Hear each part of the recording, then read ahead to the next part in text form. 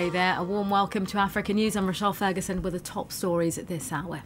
Liberia admits that 17 suspected Ebola patients are still missing after a health centre in the capital was looted on Saturday. A rights group accuses Kenya's anti-terror police of carrying out extrajudicial killings. We speak to Human Rights Watch in New York. And South African teenagers seek refuge from gangland violence by taking to their surfboards and riding waves. But first, despite earlier denials, Liberian authorities now admit that 17 suspected Ebola patients are still missing after fleeing a medical centre in the capital, Monrovia. Protesters looted the quarantine clinic in the West Point slum on Saturday, some shouting Ebola is a hoax. Other looters were said to be angry that patients were being treated in their area. Of at least 1,145 deaths recorded in West Africa, 400 people are known to have died from the virus in Liberia, one of the country's worst affected by the virus. That's alongside Sierra Leone and Guinea. Well, the World Health Organization has called for exit screenings on all travellers from affected countries at international airports, seaports and major border crossings. Cameroon, meanwhile, has closed its borders with Nigeria after the Nigerian Health Ministry said today it has 12 confirmed cases of the virus. That's up from 10 last week, of which 5 have almost fully recovered. The US ambassador to Nigeria says the focus in fighting Ebola should be on isolation and screening. This is an issue where we have to keep working hard. It may be with us for a while, but there are some encouraging signs. The Emergency Operations Center, I understand, is working well. The isolation ward, I understand, is working well. So this is an example where we just have to, as part of the broad partnership between our two countries, we have to just keep collaborating and cooperating and working hard. Well, in a move effective as of midnight on Tuesday, Kenya's announced it's to close its border to passengers travelling from Liberia, Sierra Leone and Guinea. Kenya hasn't reported any cases of the virus, but that hasn't stopped the country's businesses suffering a downturn in trade. Nicolas Germain has this report. Ebola has already killed more than 1,100 people. It's also had a serious economic impact, especially in the 3 worst-hit countries, Guinea, Liberia and Sierra Leone. For example, in Liberia, costs linked to the virus in the second quarter totaled $12 million. In Guinea, GDP should fall from 3.5 to 2.5%, according to the World Bank. And several airlines have cancelled their flights to Guinea, Liberia and Sierra Leone. And West Africa is not the only region where business has been affected by the Ebola virus. Kenya in East Africa has announced that starting Tuesday, it will bar passengers travelling from the 3 most hit countries. Even before this ban, taxi drivers in Nairobi said there were fewer customers. Before the Ebola virus affected West Africa, I used to do 6 trips a day, but with the cancellations, I'm doing 2 or 3 trips a day and sometimes none. This is my only source of income to feed my family. As taxi drivers who work at the airport, we've been very affected. Tour guides say some tourists are confused and think Ebola has reached East Africa. At the moment, we are in the high season in Kenya. So this is also going to affect the flowing of tourism because they fear now to come to Kenya thinking it's also part of the affected countries. Among the companies that have already suspended flights to Guinea, Liberia and Sierra Leone are British Airways and Emirates. Last week, the World Health Organization said the risk of Ebola transmission on airplanes is low, and it does not consider air transport hubs at high risk for further spread of the virus. Still in Kenya, an international human rights group says there's strong evidence that the country's anti-terror police unit has committed extrajudicial killings and enforced disappearances. Human Rights Watch said today there are at least 10 documented cases of unlawful killings and 10 cases of enforced disappearances. Some suspects were allegedly shot dead in public, while others were abducted.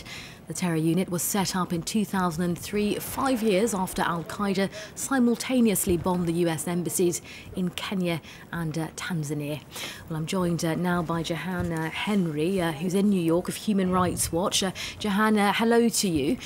Firstly, how prevalent do we think that this kind of violence actually is within Kenya's anti-terror unit? Thank you.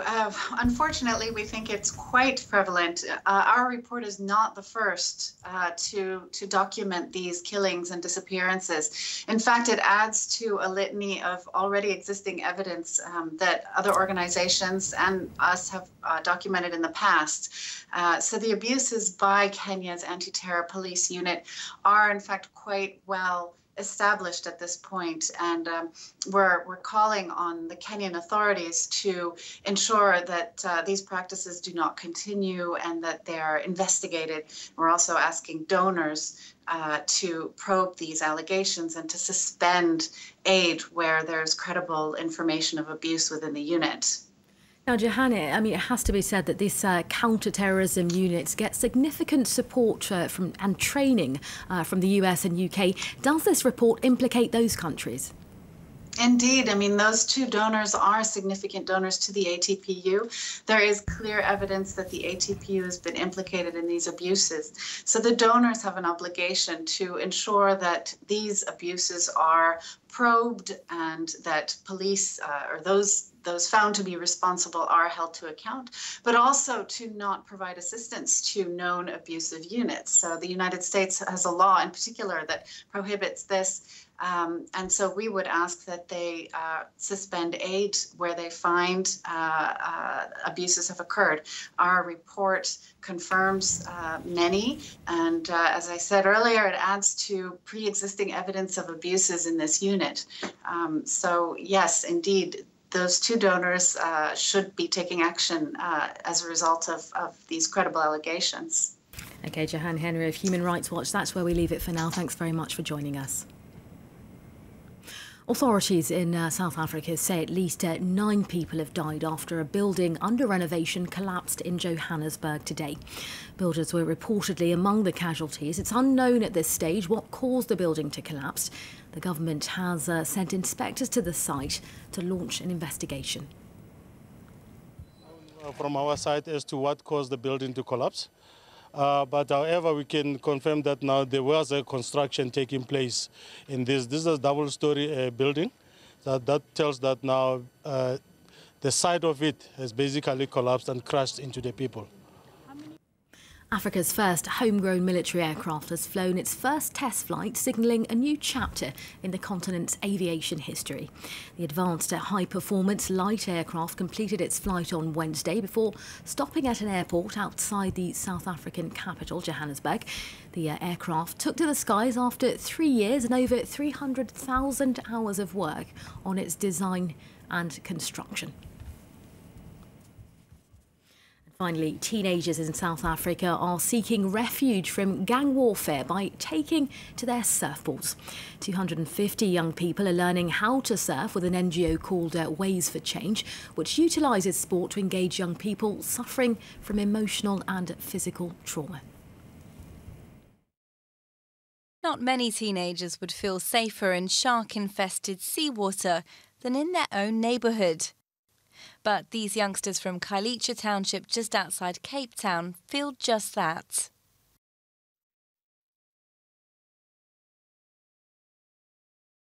Happy when I'm here because we have many coaches here that are protecting us.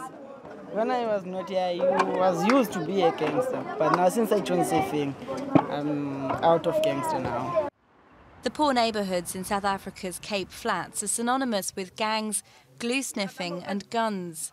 Many of the teenagers who joined the surfing programme had barely seen the beach, despite living nearby. Now, thanks to an NGO called Waves for Change, about 250 are donning their wetsuits and learning to surf. Teaching, surfing, we give the kids the life skills and we also give them therapy as much as they are coming from different domestic situations. Riding the waves is not without risk. One surfer was attacked by a great white shark just a few kilometres down the beach. But due to the economic legacy of apartheid, the majority of surfers and shark attack victims are white.